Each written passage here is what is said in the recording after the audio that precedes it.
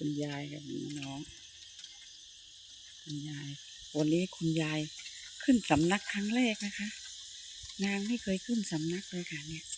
ครั้งแรกนางขึ้นมาตรงเนี้ยเนี่ยครั้งแรกเลยค่ะ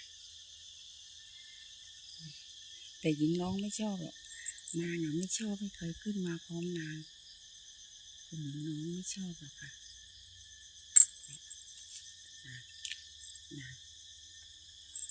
คุณยายคะสบายไหมคะบนนี้นางไม่เคยขึ้นมาค่ะนางไม่เคยขึ้นมานอนอาบแดดตรงนี้เลยค่ะวันนี้